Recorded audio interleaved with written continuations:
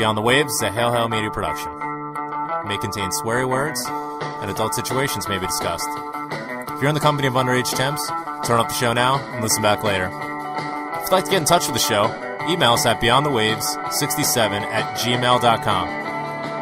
You can also find us on Twitter at BTW Celtic Show, or you can join our group on Facebook at Beyond the Waves. Hail, hail, and keep the faith.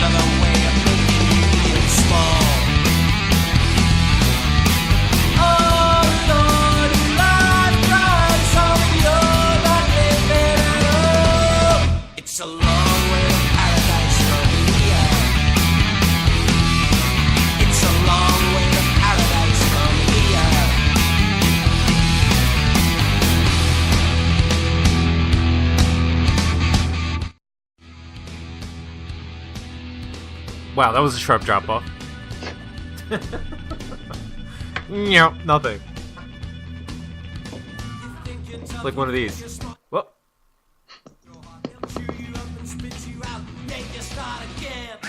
Alright, welcome to the Beyond the Waves Celtic Football Show. My name is Graham Wilson. 3-0 victory over St. Mirren today. The Buddies. Does anybody actually know why they're called the Buddies? Your guess is as good as mine. The Buddies. How do you come up with that moniker? I don't know. It's something that I've really never given a shit about until just now. Just curious. What makes them the Buddies? You know, you got Jambos, High Bees, Arabs, High Bees. I've been watching too much Fox Soccer. Arabs is going.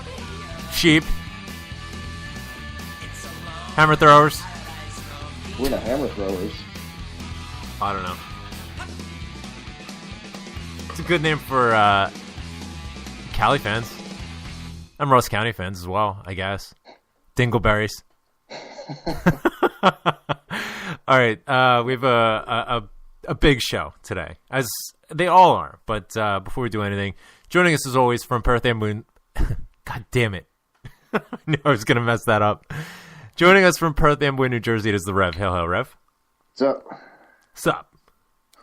So, Rev, do you have a bracket? Have you filled out a bracket for the NCAA tournament that's going on just now? I'm not a basketball guy. You're not a bracket guy? I'm not a bracket guy. I know everyone was flipping out last night. My bracket's bust. Oh, my God. I guess, what, Duke lost or something? Yeah, Duke lost, which I love because I don't particularly care for Duke. And my alma mater, Coastal Carolina, put in a good shift against Virginia, but wasn't to be. We're obviously talking about college basketball. And that's the excitement that's going on here in the U.S. At the moment. But the Rev... As far as I'm concerned, I saw a picture today. It's, everyone else is going crazy about March Madness. I'm just waiting for NHL playoffs in 3 weeks. Yes. Well, fantastic. Hopefully. So 3-0 today, Rev. Yeah. What did you make of the game? For me personally, it's another opportunity for Liam Henderson to come out. Virgil van Dijk steps back in. obviously Neil Lennon, I would assume, wants to give F. Ambers a bit of a rest, and he made comments midweek talking about, if we can wrap the league up sooner rather than later, then we can reward some of our players with, perhaps 10 to 14 days off as they prepare, especially the players going to the World Cup. They can prepare for that, get themselves refreshed, because they have played a lot of football continuously for the past couple of years. It's going to be a very complicated time coming up. But, this game, Liam Henderson, another opportunity to go out there. And once again, I think he had a very steady performance. Man of the match for me, Stefan Johansson. His goal was absolutely just majestic. There's no other way to describe it. He sets up play in transition, distributes, and then just bursts a gut 60 yards down the pitch, and then throws a header in there like Ruud van Nistelrooy. It was just a thing of beauty to watch. That's an element that we've been missing for quite some time. You think back to box-to-box midfielders that we've had in the past. I don't really think we've had one since Petrov, and he's displaying so many Petrov-esque properties. He tracks back so well. He's got a bit of pace, and that's quite handy. Obviously, with us playing such a high line, you want as much cover as you possibly can.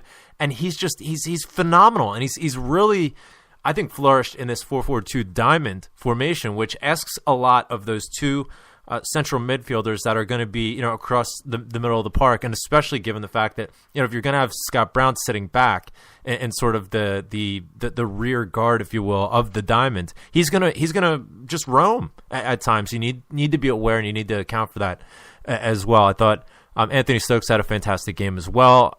We're just seeing him sort of blossom back into the player that he once was when he was playing with a strike partner.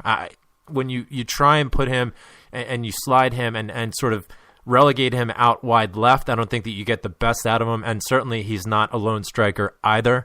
He needs somebody to play off of, and at the moment, I don't even think that we're seeing the best out of that partnership of Stokes and Griffiths just yet. I think it's a work in progress, but the trajectory is definitely going in the right direction.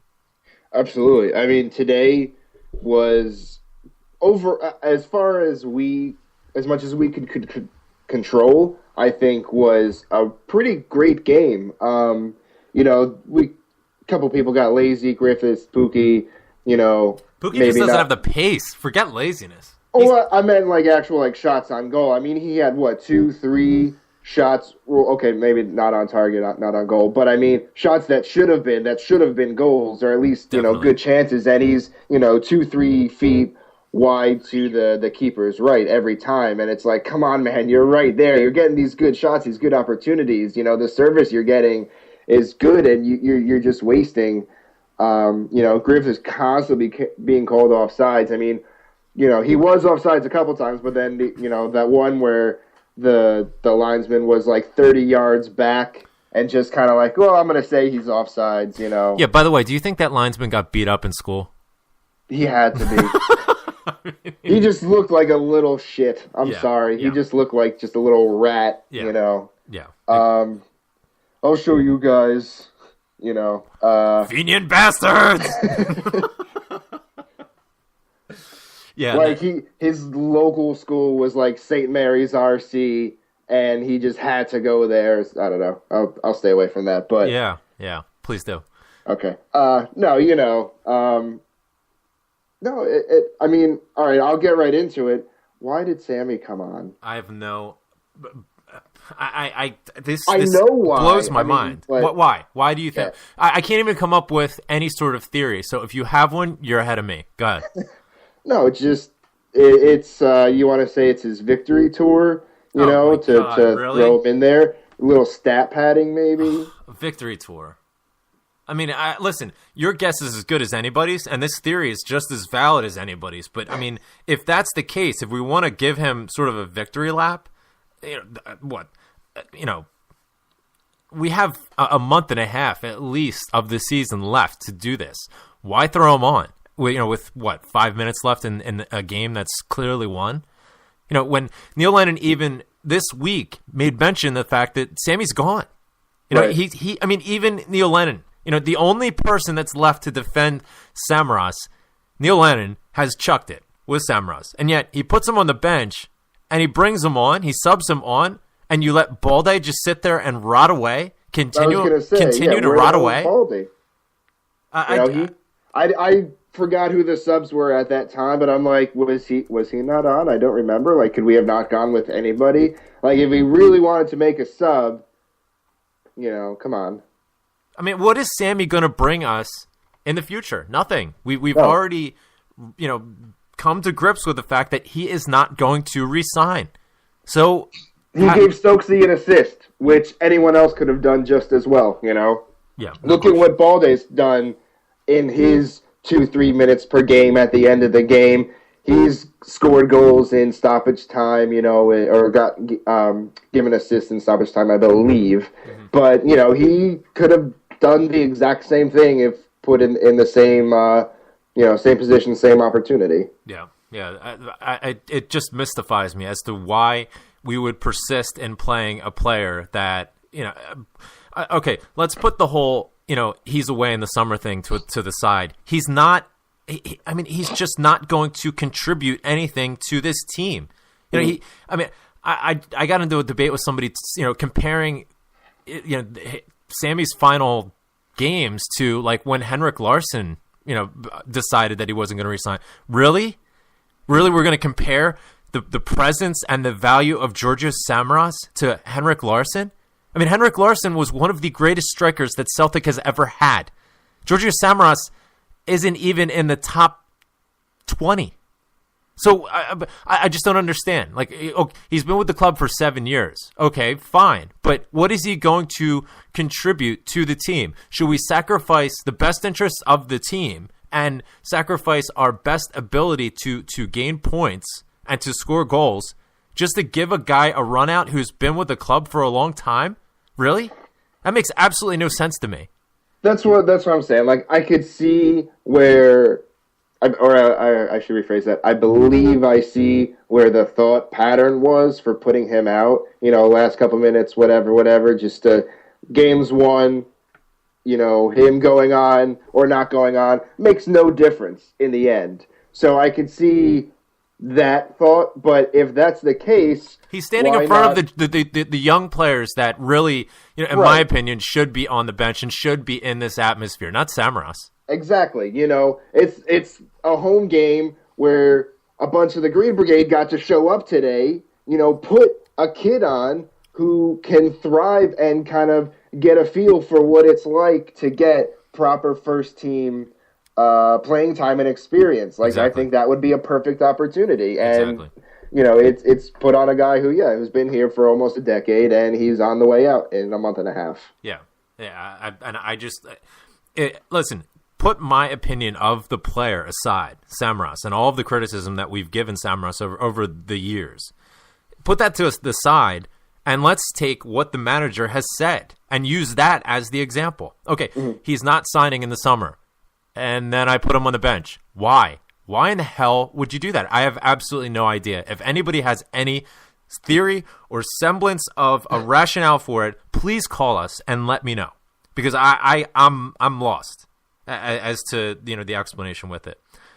Griffiths, I personally, and I must continue to hold my hands up and say that I was wrong when we were rumored to sign him, and then we actually did. I mean, I was disappointed. I know a lot of people were disappointed with it, with the lack of ambition. I didn't think he was good enough, the off-the-field issues, et cetera, and he just keeps getting better for us. I don't think that we've seen the best out of him just yet. I mean, he has a creative spark. Yes, he had some opportunities today where just doing the simple thing rather than trying to get cute a little bit, I think, probably would have had him net a hat trick.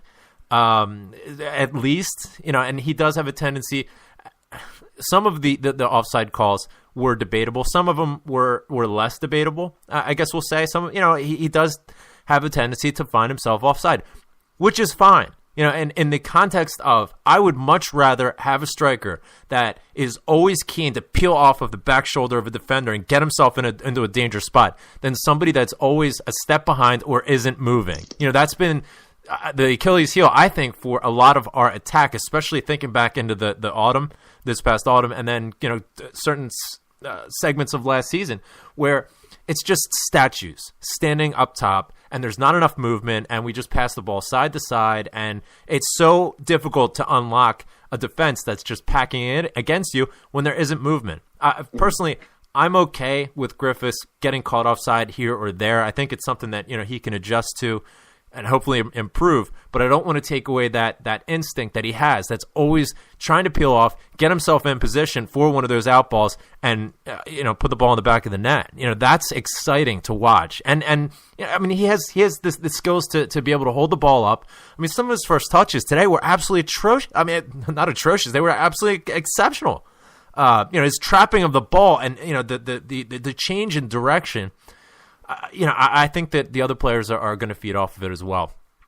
Scott Brown, even when he made a couple missed passes, you could tell what he was thinking. And okay, maybe he wasn't shaped properly or hit the ball a little off because he was running and then wanted to immediately change it and flip it to the other wing, and it. Oh shit, that's a good idea, Yeah. So you can at least, even when he kind of messed up today, you could still give him credit and an A for effort. Yeah, exactly. And it's, again, to that point as well, it's something that I don't think that we want to restrict or give,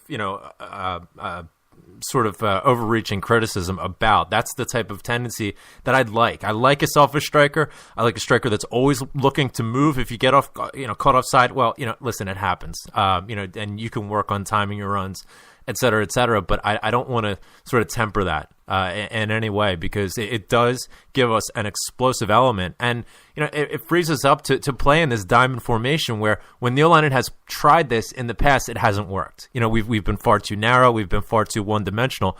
Lee Griffiths, he's got a creative spark mentally. He can read the game, and he can see things that a lot of other players don't quite see. He's got a sweet left foot on him as well. There's a lot of utility with his game in terms of service and in terms of creating opportunities for other players. So very exciting. I sent out a tweet, and true to form, I got a lot of abuse for it. But listen, I'm not. When I say this or this type of thing, I'm not. I'm not just sort of castigating the player, but an observation that I had. Let's put it into the context that I'm intending. The observation that I had, I thought Virgil van Dijk had a stinker today. I did. I thought that some of his positioning was a bit lazy. I thought he was asleep at the switch in several circumstances. We can account for the fact that he's been out of the lineup, for a little while. It's his first game back. Obviously, there's going to be some rust to shake off. And he's not playing against Efe Ambrose. I think that's a key component to this, a key element for Van Dijk. We talk about the example with Stokes. Stokes works quite well with a partnership, with a fellow striker. And he worked, the best example of that was when he was next to Gary Hooper. It didn't quite work so well when you tried to put Samaras up top with him, or even Balde, or even Pukki. But it seems as though the partnership with Griffiths and Stokes is working. I think we might have a similar situation with Van Dijk, where it seemed as though he wasn't quite as sure with Mulgrew next to him as he is typically with Ambrose next to him. And then you saw that when Ambrose came back in, it seemed to be a lot more steady.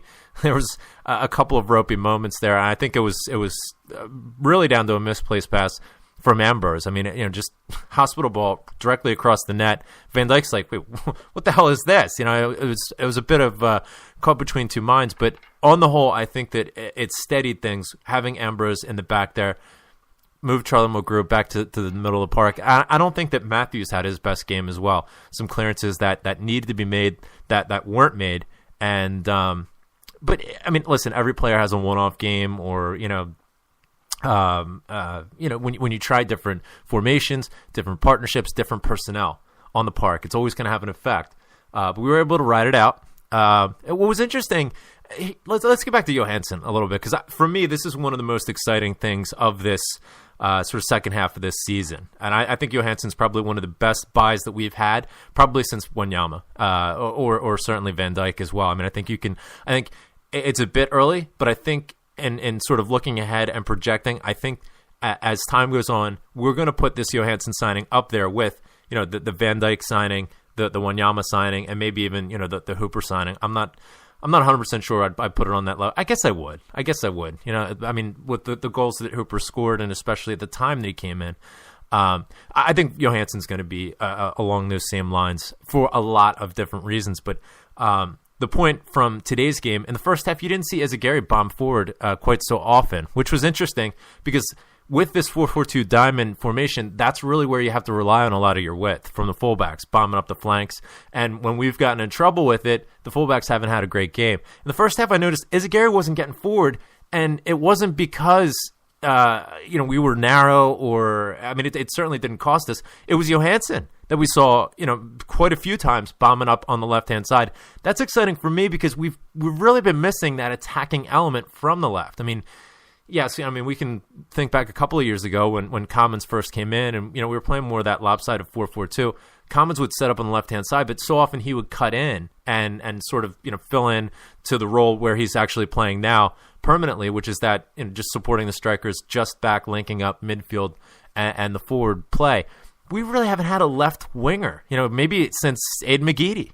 I think Bo Richter was brought in to maybe address that a bit, but and I'm certainly not suggesting or claiming that Johansson is a left winger, but that presence down the left-hand side that a left winger would provide, Johansson filled into that space quite nicely, and it not restricted Ezagari, but it didn't really require him to bomb up and provide a lot of that width and a lot of that service coming in. It's an interesting element that it warrants watching to see how that develops.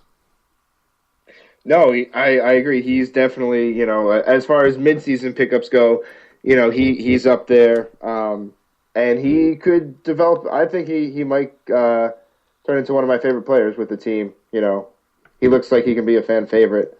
Yeah, I like a midfielder. My favorite players typically are that sort of middle of the park midfield player. I know that you and I both love Joe Ledley, to a large extent. He was one of my favorite players, but almost in a different way. Ledley was just sort of that rock in the middle. Was very solid, always going to do the smart thing. He could take the ball from the center halves and give us the ability to build from the back and not have to lump the ball through the air quite so much. Johansson, I think he offers a lot of different things. I think at times, the knock against Ledley was he could be a bit one-dimensional. He didn't do anything flashy. He didn't get forward quite so often. He didn't have that rocket shot on him. In spite of the fact that what he did was so good, I think Johansson does several different things quite well. What we saw today, we really haven't had, I don't think, since Petrov. The ability to have, when you think about a box-to-box midfielder, somebody that is just going to burst in, with a late run for a cross. That's exactly what took place today. And, he does so well with that. He's good in traffic. He's great with the ball at his feet. He can take the pressure. That's one of the prerequisites for any player that we're bringing in. Playing in the Scottish game, especially with the domestic requirements that we have. We're going out trying to win a treble at the beginning of the season. At least that's the expectations of the supporters. Right. That's a big requirement from a physical standpoint. You are going to get closed down really, really quickly, especially compared to other leagues, and he does so well with that. I would kind of say what you're saying about, a box-to-box midfielder. I would say the closest we've had recently, although in a different role, and maybe I'm just talking my ass here, is Bruni. But I say that as, he's like the headhunter in the middle. He goes back and forth, but I think he's more, in the middle, in what I'm trying to, he'll track back defensively. He'll go up to attack. It's not just back and forth, like you're playing Pong almost. But in the middle, as he's going back and forth, then he'll go out to the side and he'll just kind of get someone and lock missiles and just go after another player, that kind of thing. So this, that's why say Forrest comes back healthy for a couple games, and Brown is, stays in the center for a while. I think the two of them, can definitely be pretty dangerous. Yeah, no question. I take your point about, Scott Brown being the closest, but could you imagine, I can never imagine Scott Brown scoring a goal like Johansson scored today. He just doesn't have that, definitely. He doesn't have that string in his bow, so to speak. it's exciting, and maybe we're getting a bit ahead of ourselves based on the success that he's had early on. But it is exciting to think of the potential that he has. That's the excitement. And we've talked about this, over the past several weeks. Once we win the league, and we basically have nothing left to look at. I mean, what is it that's going to draw us to have interest and be excited and everything else? This is a perfect example. Seeing players like Griffiths improve week after week and seeing that trajectory climb, with how they're getting bedded into the team, the club, and the way that Neil Lennon wants them to play. And it's exciting. It's exciting to look forward, in terms of, well, what are we going to see from him next? Because I've just had nothing but, approval and excitement, thus far. I think one of the reasons why we're so excited is because, at least in recent history, the past few seasons, it takes a while for a player to get adjusted. Some exceptions, of course. Very good point. But we're used to somebody coming in and not, hit the ground running right out of the gates. Even Chris Commons, his first, that half season when we got him, he had a couple good games, and then the next season or so, he really wasn't, he didn't really pick up anything up until last season, and then he just blew up. And this season went above and beyond that. Oh, yeah. So I think with most players, even our better players, definitely, we're just not used to that coming immediately into the side, especially mid-season. That's really hard to do. Definitely. Get on the same page. And also the case with other players coming in, getting, a lot of attention and not doing anything. Yep. So the fact that, we may be getting ahead of ourselves, you're right, but it's definitely, like you said, it's exciting to see this, but even more so because it's immediate. Yeah. Yeah, definitely. It's immediate, and it doesn't have the same sort of element of, and there's probably a lot of factors that are involved with this, but it doesn't have the same element of, well, this is great so far, hopefully it holds out. It has this element of, oh, this is great, and it's just going to continue to grow. I mean, he's really just stamped his presence in the middle of that park. He's undroppable at this point. I mean, when he went out injured, for a couple of games, oh, shit, Johansson's out. I mean, this is a month after he came in. It's amazing. And he came back right from injury and didn't really miss a step too much. Yeah, exactly. And that's a fantastic point as well. I mean, and Virgil van Dijk, I mean, he comes back in after, serving his suspension, hasn't played quite so much recently, comes back in, has a little bit of rust to shake off. I mean, it wasn't any sort of mortal shortcoming and didn't cost us, but you could see it. And with Johansson, it's a great point that you bring up. He comes back in and he just slots right in, straight out of the gate. I think he's got a very good footballing brain. It seems as though he reads the game pretty well, but he's got, the cliche is, he's just got this limitless engine on him. He just never stops running. And I mean, you can point to players that have similar aspects, but it's sometimes pointless running. I mean, Scott Brown, a lot of times, I mean, the knock against him, he's gotten much better with this, but certainly, a few years ago, up until, relatively recently, he was running around like a headless chicken. That's what the comparison was made with him. A lot of running, a lot of activity, but some of it, a bit thoughtless, a bit pointless. With Johansson, I mean, he's just constantly just looking to track down a player, get the ball back if we don't have it, and then when we do have it, break with pace. That's the thing. I mean, we talk about, that's another element that I think Johansson's going to bring as well. You're listening to the Stephen Johansson Show. My name is Graham Wilson, and joining us from Perth Amboy is Tits McGee. I mean, that's one of the big knocks on the team. I really think the past couple of years is the lack of tempo. When we get one-dimensional, when we start to struggle and slip, there's just no tempo, associated with it. It's just slow. And when he gets the ball back, I mean, the goal that he had today, and there were several other instances where, Griffiths and Stokes are off to the races. He gets the ball and it's like, bam, just break with this speed and this tempo where we can't allow the opposition to bed in and sort of pack the box. We lay them on the run. That's exactly what we need to be doing. It's kind of a good problem to have, it's a great problem. Though it could bite us in the ass. But where in that kind of instance, our biggest, we can easily beat the defense, but we have to worry about the linesmen keeping up with our players so we can get a proper call. Today it didn't really matter, but that would suck if, couple games down the road or next season, something like that happens again, and that costs us points. But that's a good problem by and large to have with speedy players that can just get the ball, turn, and go. Absolutely, yeah, no question about it. And it just makes for much more exciting and interesting viewing as well, as opposed to just camping out just outside the 18-yard box and passing it around. Switch the ball over on the right side, and we can't find an opening, and you whip the ball in, and it goes out for a goal kick or something like that. I mean, it's or like just playing long ball after long ball. Yeah, no question. A couple of shout outs. First off, Pete McKenna getting in touch on Twitter. He says, way around the corner to get my fish supper before listening to the Mad Yanks on Beyond the Waves. Chew the cud. Hashtag YOLO. Hashtag Selleck. So shout out to Pete.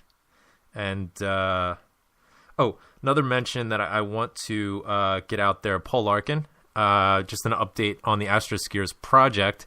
Heads up for a meetup that he's having with the Neil Mockin CSC. It's at the Horsemill Inn, Woodgate Farm, Denny in Stirlingshire.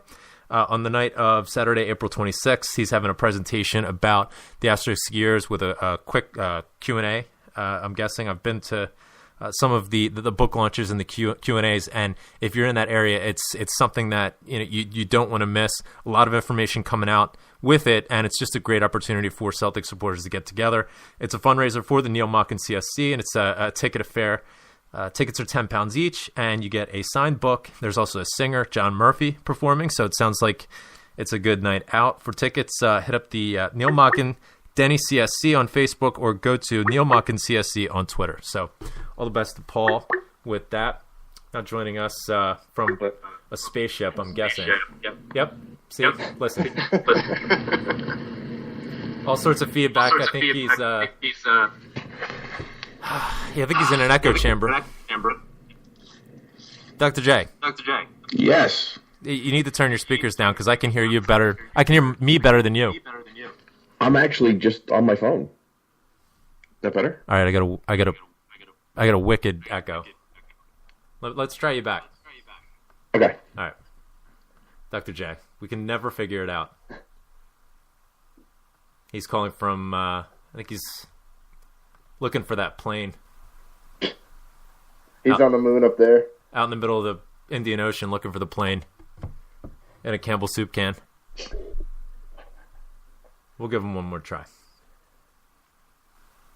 He's cruising around in the Camaro. I think he said he was in Fort Lauderdale. That must be the life, huh? All right, now I can't get him. So, what did you do? Dr. J, once again, bringing the show to a screeching halt. Let's try again. Is that better? Dr. J, you there? There you go. Oh, it's much better. It's much better. You're live with myself and Tits McGee from Perth Amboy. How are you, sir? Yes. My favorite plate holder. Hey, he's getting biceps and triceps to go along with his claws and fangs. Hey, by the way, we had an opportunity to look at the picture of the Rev getting hugged by, I guess it was some girl from Red Bull that rappelled down from the roof of Red Bull Arena. And who's the first person she picks out for a nice little hug, a nice little cuddle? That's it, the Rev. National TV. I'm famous. What can I say? Yeah, and it was not out of the view of the missus either. Her post, I guess it was on Vine or Instagram or something, where she put up that scene, and then it was like a picture of her like in not so approving pose. I mean, it's just absolute comedy. Dr. J, thanks for calling in, pal. How's things with you? Did you get an opportunity to see the game today? What'd you think? I got to watch through probably 5 minutes before each goal today. I was actually working. I'm in South Florida, which I hate this place. I like the weather, but hate the people. What is it about South Florida that you don't like? You know what it is? The further south you go in Florida, it's the more north you get towards New York. Yeah, definitely. Sure. It's where New Yorkers, go to retire. Boca. Going to Boca. Let's go to Boca. It's where America goes to die. Oh, God. Anyway, Yeah. Yo, So I'm come down on! I'm going down Miami-Dade to do some shuffleboard. Buffalo. Yeah. The white patent leather and the Ferraris. Yep, they're all here. Yo, don't make fun of my white patent leather. These are sick, bro. And I'm not talking about the belt either. I'm talking about the shoes. Yeah. Yeah. It's I don't know. It's all right. Yeah, it's okay. I be here till Monday, but oh well. Somebody's got to do it.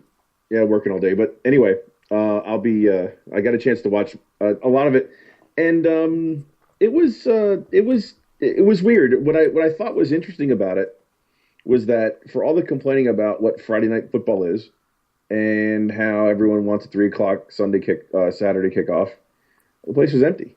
Yeah. Yeah, it's true. And it's one thing to say that you want games at a certain time and everything else, and and then to say, oh well, you know what, we have our games that we want to do. If we was only at 3:00 on Saturday, we'd all be there. Mm-hmm. Yeah. Yeah, they weren't there. How much of that do you think that, though? I mean, it's an interesting point. And we saw the Green Brigade return today, which is always great. And hopefully, they're going to be back for more games through the end of the season. I think they've already announced that they're going to be back for at least one. And the more games that they can attend, the better. I don't think that anybody can argue, no matter what your opinion is of them. I don't think anybody can argue that they do add to the atmosphere that's present there. But you're right. I mean, there was a lot of empty seats. But how much of that comes down to the fact that the league is essentially wrapped up at this point, and there's just not that sort of interest or exciting element left, other than what us geeks get up early and watch the game and get excited for, like Johansson developing or Griffiths developing or Liam Henderson getting a run out. How much of that comes down to that, and how much of it is just sort of going up against that argument? That the kickoff times really take away from the attendance. Obviously, it takes. Obviously, I guess to some people, I don't know. I mean, I find it. I mean, if the Yankees were winning the American League East and going towards the playoffs and everything else, the place would be packed every day on a weekday, on a Wednesday night. Now, granted, there's 5 million people in Manhattan as compared to 5 million people in Scotland, but yeah. It's one of those things. I don't know. It just, I'm kind of, I'm glad the Green Brigade was there. You could tell right away they were there, and that was great. And I enjoy listening. It's almost like our personal karaoke machine. You sing along with them the entire time. I'm glad I'm not the only one. Yeah, I know. I was just singing in my head. And the funny part was, in between the break, while I was teaching today, I actually picked up my phone, was looking at the score, and it didn't even dawn on me that as I'm still mic'd up and I start singing like the Celtic song as blah blah blah blah, like I know, it's like 300 people going, "What's he talking about?" Oh, sorry. I'm the same. I'm sitting there eating my breakfast, like, take me up and away. Hey, can I get some more brown sauce over here? Thanks. Anyway, I get Celtic on the brain. Anyway, no, I thought what I really really liked was today. Johansson's goal was absolutely stellar. That was laid out perfect, and his digging the ball out, bringing it up, and then the ability for Griffiths to one touch. That was a one touch pass. Yeah. Into that. That was stellar. Yeah. That was really really really good. And and then Griffiths' goal was nice too, but that one was brilliant. That was really good. So much skill. And yeah, that was I mean, to put it right on, he put it right on the spot, and the keeper had no chance. Mm-hmm. The one thing that was kind of odd, the defense did seem a little different today. There was that one point in time where the ball went across the face of the goal twice. Yeah. And Van Dyke looked at Mulgrew like, "Was that you or was that me? Yeah. Is it yours? Is it mine? I mean, and you got it, I got it, you got it, and the ball dropped in the middle." Ropey. It was really interesting. That was one part I was like, "Whoa, how'd they not score there?" It's merit. Yeah, I mean, but let's be honest. Come on, Forster, man, I'll tell you what, I thought I had a cushy job. Listen, I fly, I teach, I do all kinds of stuff, and that's cool. And I looked back and I go, man, I'm tired. It was a long day. staying on my feet for 3 hours. And then my dad looks at me and goes, dude, I was a freaking mechanic. Shut up. And I go, hey, how many brooms did you push today, Dick? yeah, exactly. And, you know, and then all of a sudden you look at, I thought I had it tough. And my dad had it really tough. And Forster, for fuck's sake, Jesus Christ. I mean, he could rearrange deck chairs, do taxes. He's got loads of time back there. I mean, Fraser Forster, wow. Tax accountant. I'm telling you, I thought I saw him out there baking cookies just before the 10th minute. Yes. Why would he ever want to leave? It's the greatest job ever.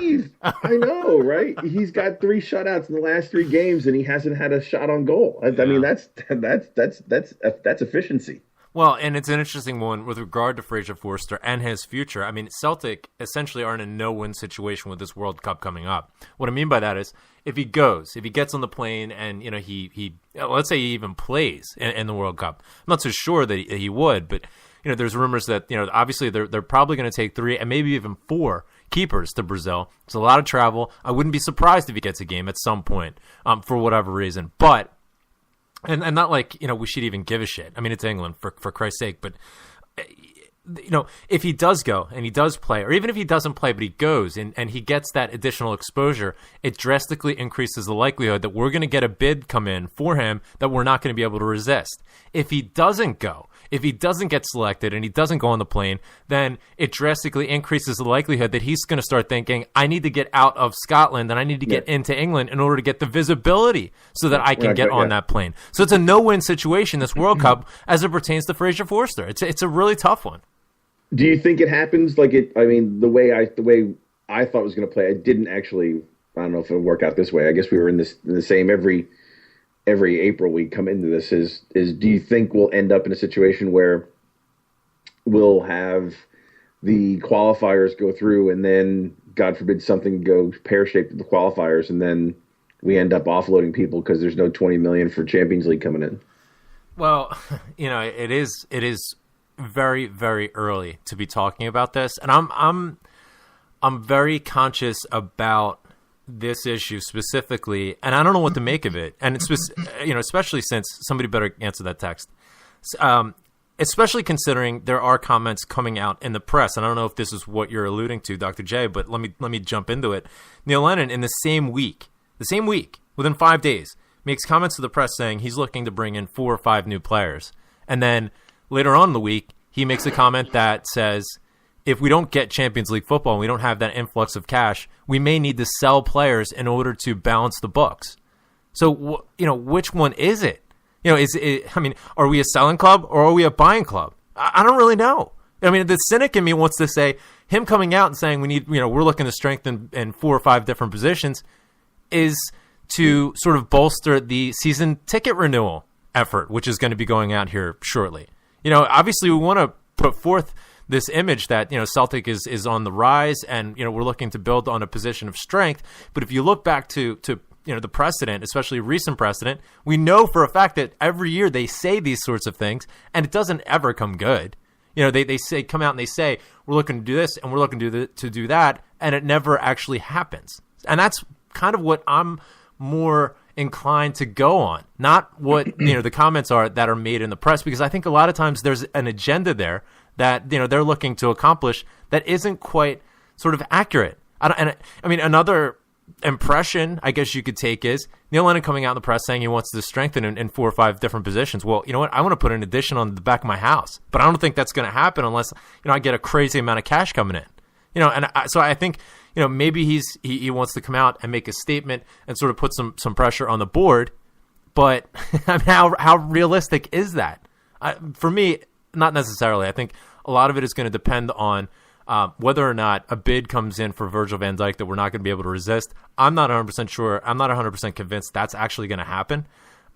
Same thing with Forster. Same thing with you know, several other players. It's really going to depend, I think, on who we can't resist being bought away from us, some of our better players. If we have a sort of a groundswell of players leaving, then yeah, we're going to have to you know, strengthen in several different positions. But if we're able to hang on to Fraser Forster as well as Virgil van Dijk, I'd be surprised if we got more than maybe 1 or 2 players, to be honest. And I think that there's some dead wood that we need to offload. So, it's it's one of these things where there's so much time between now and even when the transfer window opens, and then you further complicate that by the fact that we're going to be in preseason training right in the middle of the World Cup. Having the World Cup happen in the middle of the transfer window is going to complicate things immensely. Because we're going to have to wait until the World Cup is finished.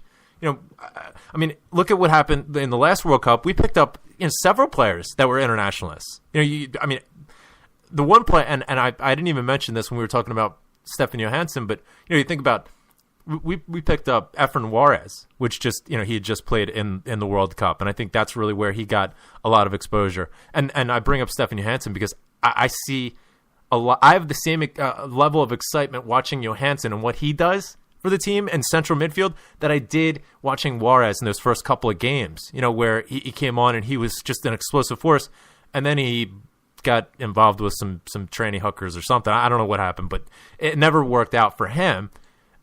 All the hopes that I had for Efren Juarez, I'm seeing happen with Johansson. It's exciting.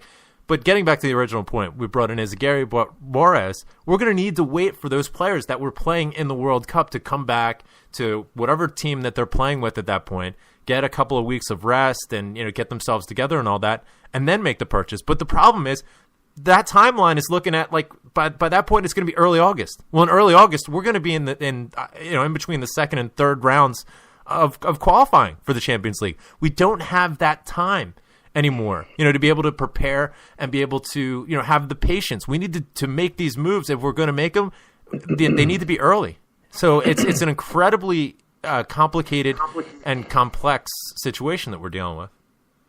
So if you look at what the comment was from Lenny and you want to assess and say, okay, should I believe it or not believe it? I think it comes down to simple arithmetic. If I were to ask you, Graham and Rev, what 1 + 1 is, you'd say 2. And I'd say, okay, great. Is it ever 3? And you go, no. And the reason why you would say no is because every time I've ever done anything in every part of my life, always 1 + 1 is 2. If I give you $5 and it costs $4, I get $1 back. It's simple arithmetic. If I do the same exact process and run it over what Celtic's doing, we're neither a buying club or a selling club. What we are is a speculating club, and that's my 1 + 1 moment. That's what they are. That's the fishbowl that they're in at this point in time. Mm-hmm. That's the size of the club that they realistically are, unfortunately, because of the ability to grow outside money or access to outside money. Mm. So, for him to say whatever he's going to say, he can blah, blah, blah, blah all he wants. My boy PL can chat all he wants. We all know that there's no such thing as a replacement. There's only speculation, and that's it is what it is. That's 1 + 1 is 2. There's no arguing, there's no crying when you say 1 + 1 is 2.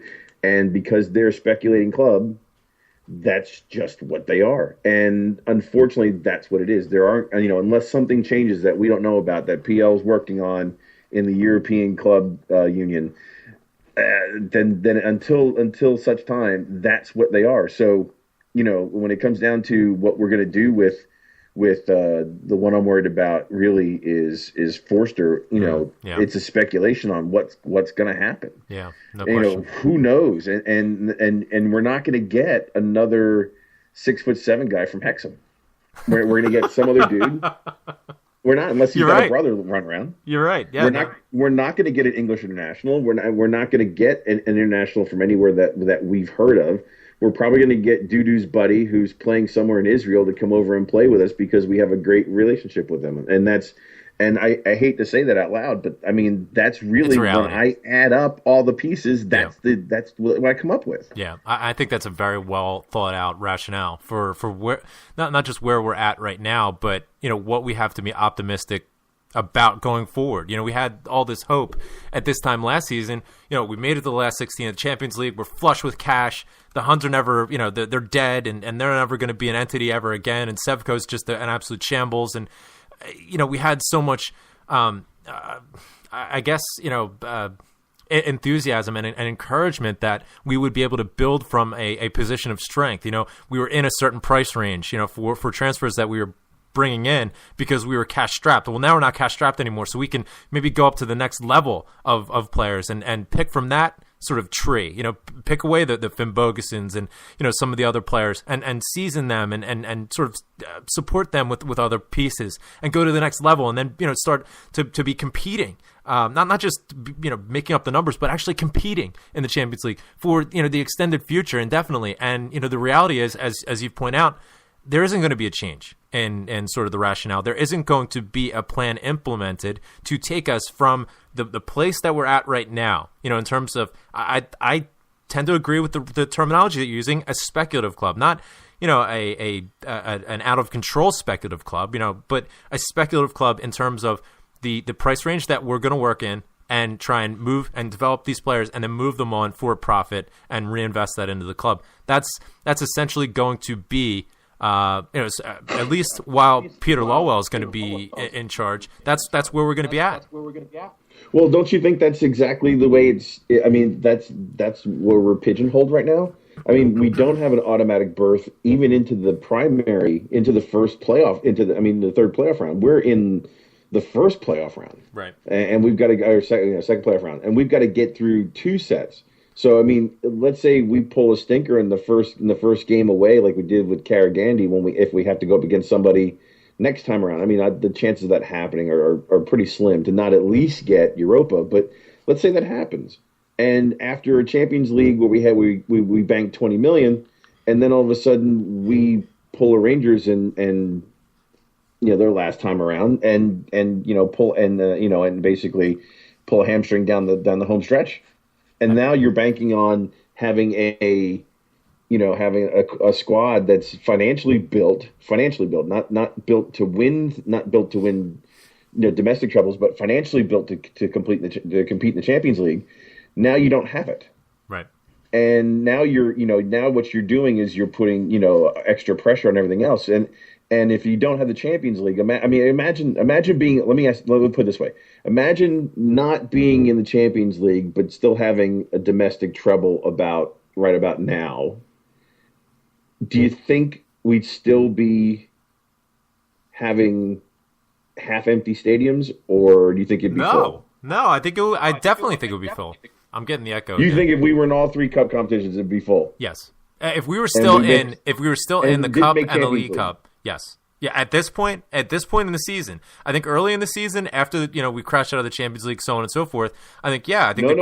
I'm saying not make Champions League at all. No Europe. We're talking about 2 different sides of the season, though. You're talking about right now in March. I think that there would be a fall off in attendances in the fall, but as the season would develop, let's say it's March, whatever it is, 22nd, and we just won the League Cup, right? We're still in the Scottish Cup. We look, to be contending for that. We're about to wrap the league up. I think definitely. I think the attendances. I don't know if the ground would be full, but I think it would be much more full than it is currently. Absolutely. I think that the initial shock of not getting Champions League football, and let's point out, we're not even guaranteed Europa League football. There is there is a possibility that we wouldn't see any European football. I mean, God forbid, but let's say we had 0 European football, and in September and October and November, the attendances would be absolutely gash. There'd be nobody in there. But I think as the season would develop, and we would have, hypothetically, if we had good performances in all the cup competitions, and we were competing for a treble. I mean, considering how rare that happens, I think there would be far more interest in the team. I really do. Rev, what do you think? Rev's getting high. Okay. No, I agree. Yeah, there'd be people, immediately pissed off, and then you add in, the cold and the winter, and then once spring rolls around again, and like you said, if we're in that position, we get the League Cup, and we still have the league itself, and then the Scottish Cup to go. I think people start coming around again, and we won't get 60,000 every single home game, but typical away games would be full, and I think we get 50. 40, 45, 50. Yeah, I think 40, 45, 50. I think is definitely reasonable. I think it would be much more. I think it would be much better attended than it is currently. But I mean, that sort of eventuality is just unthinkable, considering the fact that we are so dependent on Champions League money, seemingly, in order to balance the books. Now, I don't think that if we crash out of, let's say, God forbid, in the summer we crash out of all European competition and it's the middle of August, I don't think that we need to start having a fire sale where we get rid of any sort of a valuable asset in terms of the players. I don't think we need to do that. Do you think we'll miss out on European football and buy someone like Pookie? I think I would hope that if we missed out on European football, we'd get rid of Pookie. I think that because that was what we got when we made Europe. That was our, hey, we're in Europe. Welcome to the Team Pookie. I mean, Team Pookie. Anyway, never, just a joke. Anyway, thanks, Rev. No, but I'm just kind of, I don't know. I'd love to see the European thing. I'd like to see them go forward. I'd like to see them, yes, build on strength. But I think for us, it's back to what Lenny said. It's a speculative situation, and if we're gonna make the round of 16, it's literally for a Celtic at this point in time capturing lightning in a bottle. Yep. You have to have the right combination of people at that point in time in the middle of their contracts before they're sold, and get a result at home that you didn't expect, and get a result on the road that you didn't expect to be able to get to that point. Well, that much is clear. That much is clear. But I think that we could definitely be doing more to increase the possibility of making that happen.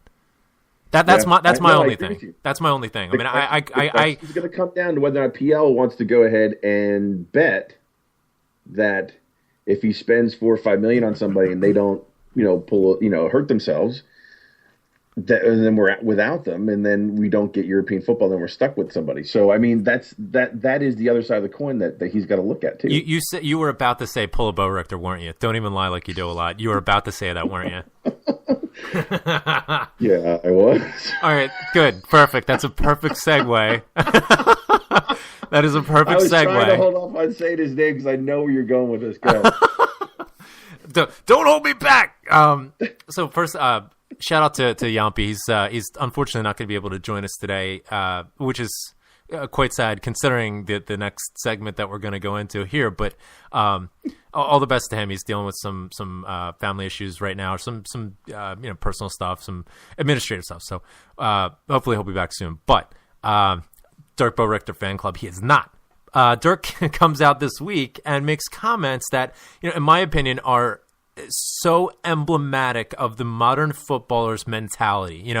I don't get time on the pitch. I don't get a run out. I don't have a system that accommodates me. So I'm going to go and have a word with the manager. I'm going to go chap the manager's door and have a word with him because I need more playing time. And then 3 days later, he goes out injured again.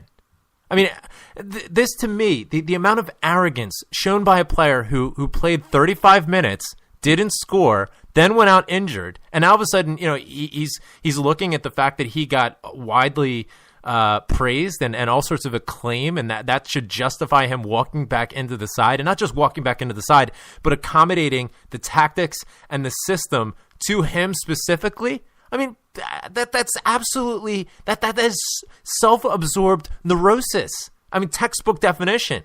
I just have zero time for that sort of mental makeup. It's infuriating. Personally, I can't wait for us to get rid of him. I just don't see a situation.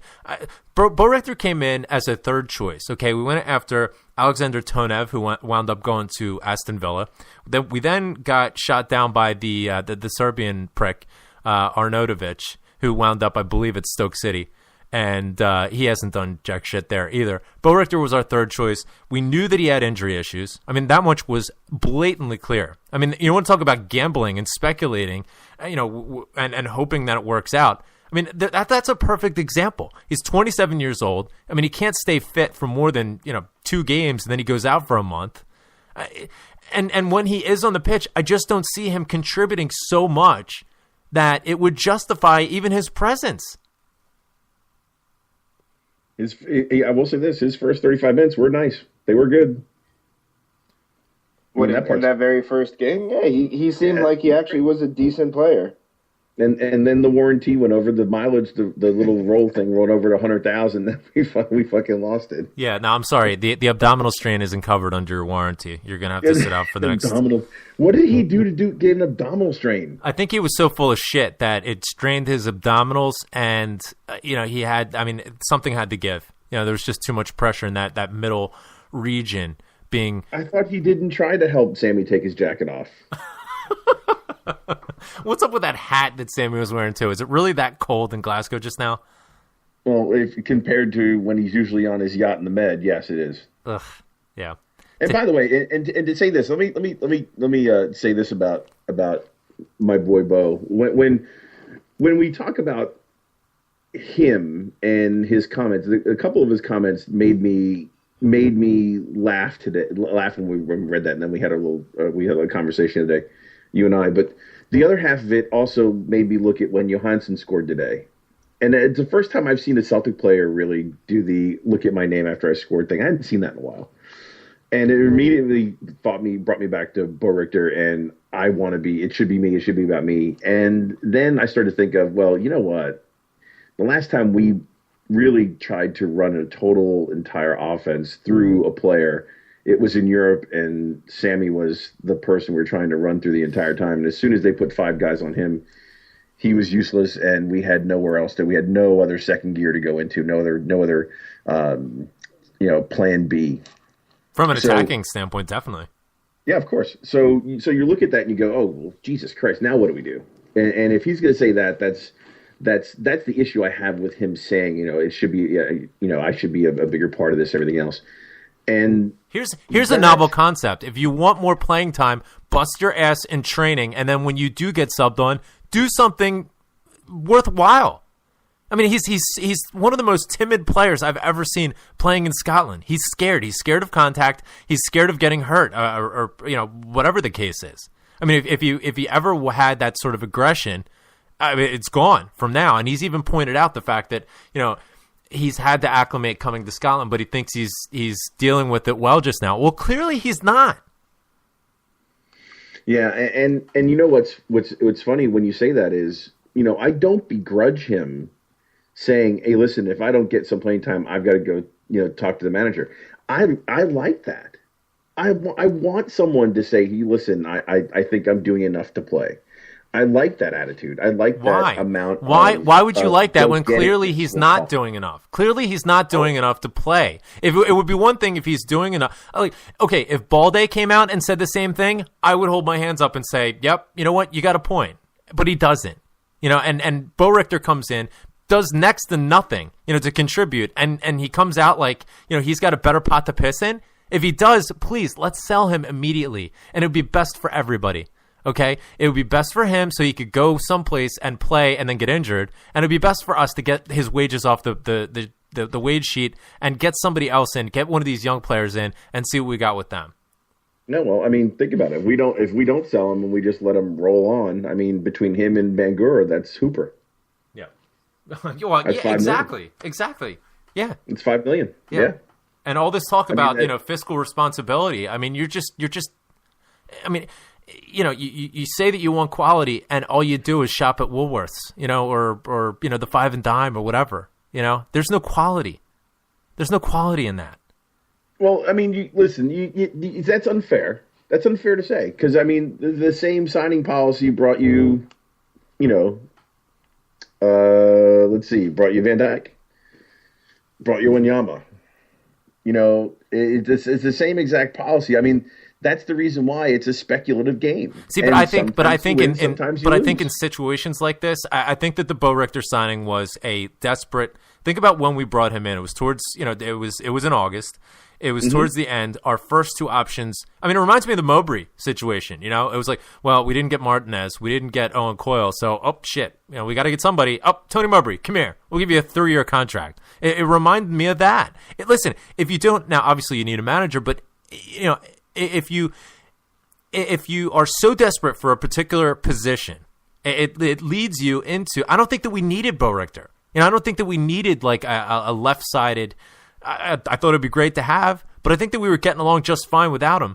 And to to feel so sort of desperate to bring in any player. I mean, that's essentially what happened. We brought in just whoever was left. This was 1:45 a.m. The bar's about to close. And, well, that girl's kind of cute if she had all of her teeth. This is essential. You have to be smart about it. Less than me. You have to be smart about, listen, are we going to do better by bringing this person in for that amount of money? Or would it just be best to hold on to that money and maybe bring some of the kids in? Because it's not just the transfer fee. He's coming from Ajax, so he's on decent wages, and it's been a waste. That's my thing. I mean, if you're gonna make those risks, I don't think, and just in case anyone who says shapes to shoots is listening, I didn't hear any of those today, but I think part of what I think we're all feeling for him is we all want him to succeed. I want him to be worth $10 million so we could sell him. But I don't think anyone here really is against him. We want him to do well. He just hasn't done well. But it gets to a certain point where you have to ask yourself, is this ever going to happen? Yeah. I mean, it's a similar situation with Pookie just now. Is this ever going to happen? I mean, Pookie, and he is the second most timid person on the field. He's so damn slow. He gets the ball on the break, and a St. Mirren defender closed him down with ease. He just. You think they wish they still had him after the pounding they took last weekend? The evidence is that when you talk to a Schalke supporter, when you go on their message boards, and when you check out, when we bought him, and you check into the club that he came from, it's the same thing with Pookie that happened in Bo Richter. They laughed when we paid that amount of money for him, and we were like, oh, they're laughing. Well, we'll see. Well, yeah, now we're seeing. It's unfortunate, but like I said, speculation.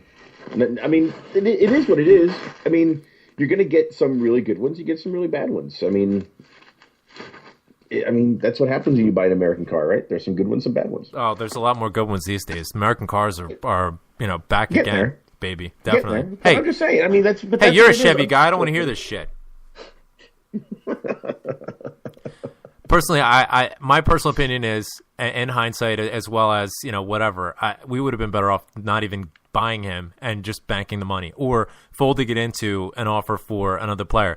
But it gets back to the point that is becoming more and more apparent. It isn't the fact that we don't have the money to buy Finn Bogason; it's that we are refusing to pay that amount of money for Finn Bogason for fear of what that would do to the rest of the side. And I think to a large extent that's unfounded. But that's Peter Lawwell's sort of mentality and ethos, and I didn't win the Mega Millions, so Peter's job is safe.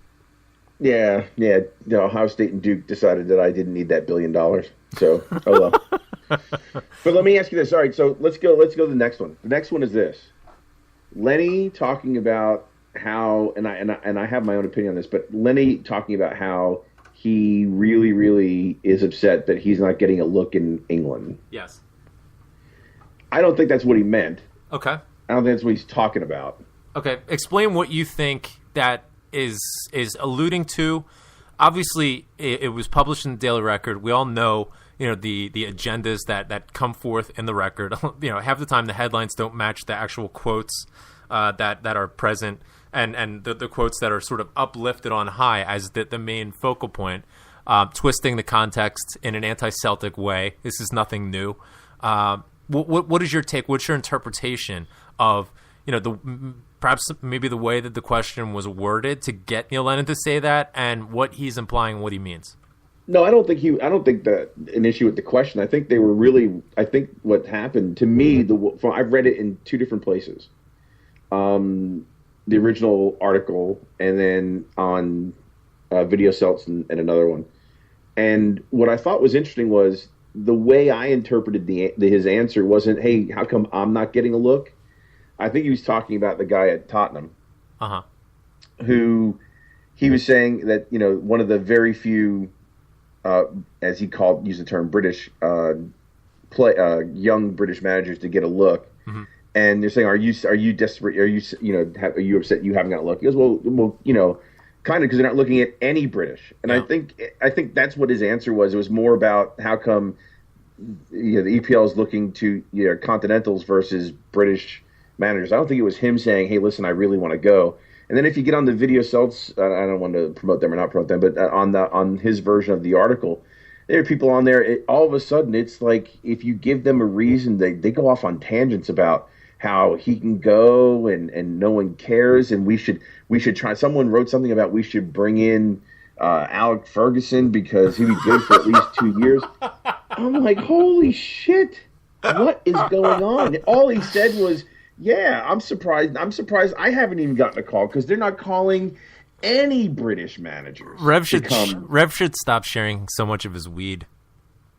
Sorry, Jesus guys. Christ. Did you get that impression also? Is that what you thought he was talking about? Here's my thing. First off, he's been around long enough to know that anything he says is going to be twisted in a way that is not going to be flattering. So this isn't like something new. He's not naive to this sort of thing. It just reminded me, take all the context out of it, and listen, I'm as big of a Neil Lennon fan and supporter, on the whole, as anybody. But when you remove that, and when you just sort of as a neutral try and read it and interpret it, it sounded like a come and get me plea. And it wasn't just that particular comment that he was disappointed. I take your point. I think that there was an element to that was talking about Tim Sherwood. That was talking about, is it disappointing that more British managers aren't getting a look? I'm not necessarily so sure that was the question. I think that it was more geared toward him specifically. But I think that, and I'm getting echo again. What did you just do? Okay, now I didn't do anything. Now I don't have echo again. Okay, so Okay. I think that it was geared personally towards him. I think that the question was more raised of, are you disappointed that given all of the achievements that you've had, which that's debatable, in terms of his CV being justified in terms of having a Premiership club come in for him, but put that to the side. It was geared towards him, and I think that what he wanted to do was say, yes, I'm disappointed because I'm ambitious, and then he tried to tilt it towards not just me, but all British managers. Okay, fine. But later on, he goes on to say that, he would, it's an aspiration of his to manage one day in the Premiership. Okay, fine. You didn't need to say that, but it's fine that you feel that way. And then he said, what I'd like to do is manage Celtic in the Premiership someday, but if things aren't looking so good here, I may need to start thinking about other things. So, and when he says that leads me to think that this is a come and get me plea. And then when you combine that with the rumblings and the rumors about the discontent with this board specific to Neil Lennon, and I personally, I think that they can't wait to replace Neil Lennon, personally. And then you get back to your original question a couple weeks ago is with who? Well, exactly. That's the thing that's terrifying to me. Who's going to be their whipping boy to sit there and take shit from them? Oh, I think they already have him picked out. 24/7, 365. No, I think they already have him planned. I think they already have it picked out. And it's Owen Coyle. Owen Coyle, I think, is sitting and waiting for the job to open up so that he can get it. I do. And it's terrifying because I don't rate him. And I think it would be the absolute worst thing. Who would hate to have him there? The NyQuil people, because he put everyone to fucking sleep. And they put them out. He put NyQuil out of business. You watch them, there'd be no reason to take that shit to go to bed anymore. I think it would be the absolute worst thing that could possibly happen. Out of business. Yeah, you hear Malky Mackay's name being thrown out there, and I have a lot of time for Malky Mackay. And I think he's an exceptional manager that was hard done by in the situation. Speaking of neurotic ownership, but I'm not so sure that he would take the job, considering what he's already accomplished. I think that there's more opportunities for him down south that's going to pay him more and give him more to work with. And B, I don't think that he's in the sort of circle of trust with Dermot Desmond and the rest of the gang of Tories. There's no way. I'm sorry. After the scars he got from Vincent Tam, and considering they're not healed over yet, there's no way in the world he's come back to work with a board that's probably the same time of wacky as he is. Oh, I don't know if I put this board, for all their faults, I don't know if I put them up in terms of that level of wacky. That level of wacky is no, I do. And the reason why I do is because... Blasphemy! I thought you were Pedro's pal. Yeah, I am. but I really do. I think they are too, because you could build and you could have what you wanted to have, and all the things that you talked about in the summer and going forward and building and everything else. They could have done that, and they could have all the stuff they wanted to, but they're a speculative club because that's their decision to be.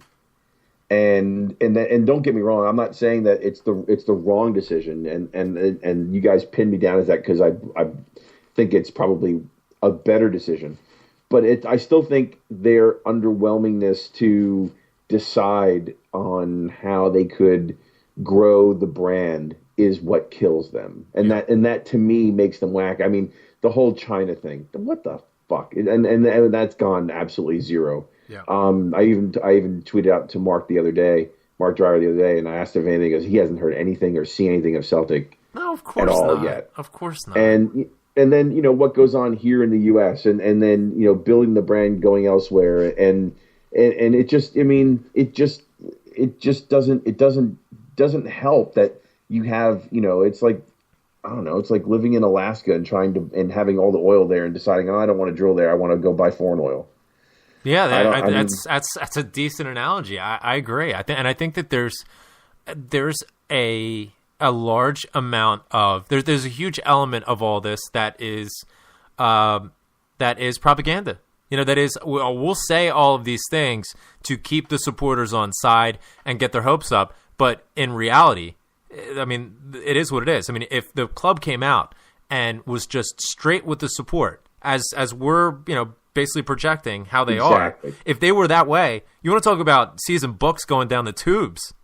I mean, what is there to look forward to then? Well, okay, Celtic releases a statement today. Well, we're hopeful that we'll get into Europe, but, and that's pretty much what all of our financial emphasis is on. But, if it doesn't happen, well, we're not really going to be buying a whole lot of players. We're going to try and get to a quarterfinal in Europa. Yeah. I can see the fans. I can see, bodies jumping out of windows all around Glasgow. Well, I mean, nobody's going to, rush out to buy season books or anything like that. I mean, a perfect example was last season, towards the end of last season. We win the double, a lot of optimism, a lot of hope. We all knew that Wanyama and Hooper were 99.9% gone, but we were hopeful that we were going to get adequate replacements for them, given our cash situation, that, we would be able to keep this thing going. And we were in with a shout to re-sign Ledley, perhaps, or if we didn't, at least we could maybe get something for Ledley and replace him as well, which I think we've done an excellent job with regard to the Johansson situation. But when you don't have that element of hope as they projected out to us, which didn't come good, then what is there? What else is there left to look forward to? We'll help you get this. We'll help you get this. We can spend up to $5 or $6 million, and then you don't. Right. I mean, and then basically, and of course, Lenny has said things about, well, the board said this is what they wanted, and he's kind of dropped a dime on them a few times, and that's what I mean by, and I don't think Malky wants to get back involved with that. No. Why would he want the board to tell him? To have him march out and be the poster child for expansion of the Celtic brand when they have no plans on intending to do it. I think that the Celtic manager job is probably one of the hardest jobs in the sport worldwide, considering the fact that you have such a huge microscope on you at all times, from the international press, from the Glasgow press, from the Scottish press, from the British press. The supporters are so they have such high expectations. I mean, basically everything is up against you, in a lot of ways. And to combine that, the expectations are not combined with the amount of resources that would be able to accomplish those objectives. So I mean, it must be absolutely like mind-meltingly excruciating, at times. Well, they expect me to get into the Champions League and qualify through and with no problems and play this spectacular free-flowing football at all times, win the treble, qualify for the Champions League, get into the knockout stages, and I have $5 million to work with when we just brought in, upwards of $40 million from the previous season. I mean, what? What are you kidding? That's insane. And but that's exactly my point, and that's what the club wants the manager to do, and then continually trot out and say how they're trying to grow and expand, and then there's nothing there. Right. That's just flat out lies. I mean, they're just flat out lying. Is I mean, that's why I said earlier. Would you be surprised if 1 + 1 was not 2? Would you be surprised? You'd be yeah. Well, if they didn't do this, come out, trot someone out, say this, and then be buying speculatively, that would surprise me. Why? Because that's who they are. Right. Right. No, I agree. And I don't think Malky wants to get involved in that shit. He wants someone who's going to say, yes, you can have this. Here's your money. Because, I mean, you know, it's just crazy. It's like, here, I'm tired of wacko, you know, crazy guy telling me I can do this, and then that's not what happens. And that's what I mean. And if you look at, you know, a manager who would be willing to do that, I mean, look around. Who's willing to do that? Coyle? Yeah. But he's going to be one of those people that, I mean, he's going to ignite anyone to say, yeah, this is a good move. He's going to be, listen, he's going to be Tony Mowbray 2.0. And what they had to do with Tony Mowbray in order to get him in was say, we're going to have all sorts of money to work with, and we're going to start rebuilding. You know, it was just off the heels of Strachan, and, you know, Mowbray isn't going to play the same style of football that Strachan was going to. So they told him he was going to have money. They told him he was going to have a war chest to work with.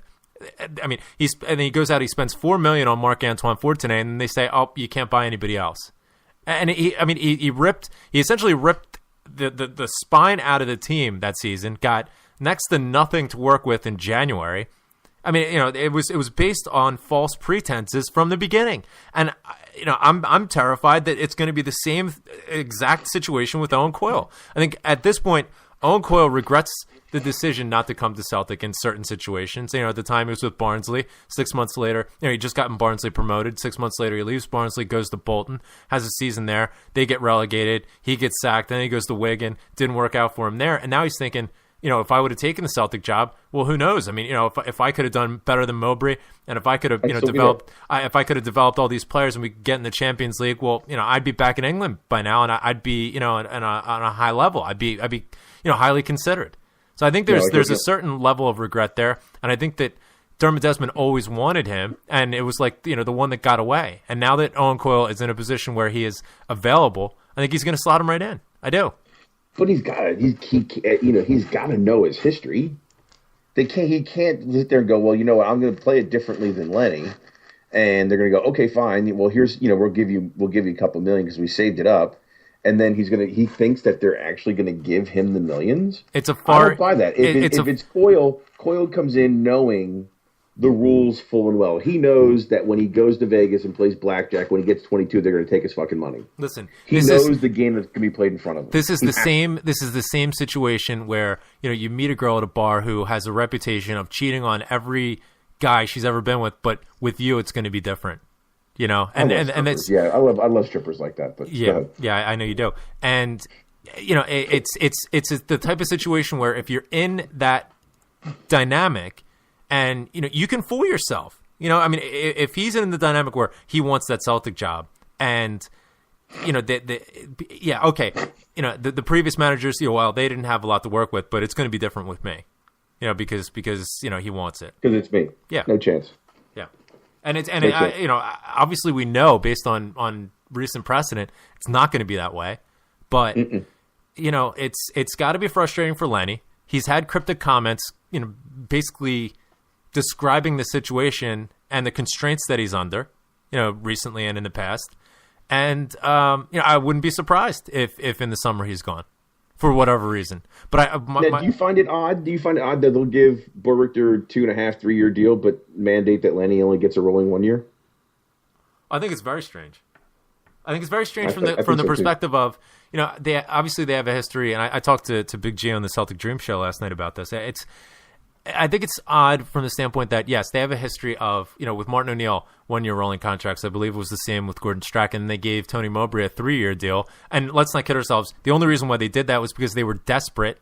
And they had, you know, I mean, it was early July, you know, before they announced Tony Mowbray. They had to go to Australia. They had this Australian tour planned. They needed a manager. So they gave him whatever they needed to up front to get him in. And they told him whatever he needed to hear. And then they didn't deliver on the back end. So I find it strange from the standpoint that, now getting back to the Neil Lennon situation, I find it strange that Neil Lennon is still in a rolling 1-year contract that isn't attached with his coaching staff, so they have to negotiate individually as well, which is kind of a bizarre dynamic as well, in my opinion. But with regard to Celtic, Neil Lennon has proved his worth, in terms of being able to manage the club on limited resources, get a reasonable amount of results. And by reasonable, I say, obviously everybody wants him to win, one of the cups at least every year, in addition to winning the league, which he hasn't done every year. And that's a major sort of black mark, I think, on his CV. And a lot of people agree. But, we've had the spine ripped out of the side in this past summer to a large extent. He built the club from the balls of their ass after Mowbray, that whole dilemma just blew up in front of everybody. And he brought the club back to prominence. I mean, significant prominence. We beat one of the greatest club sides ever in the face of the planet, and we should have gotten a point out of them on their own patch. That can't be ignored. I know a lot of people like to say that, Neil Lennon always wants to go back to the fact that we beat Barcelona, but you can't run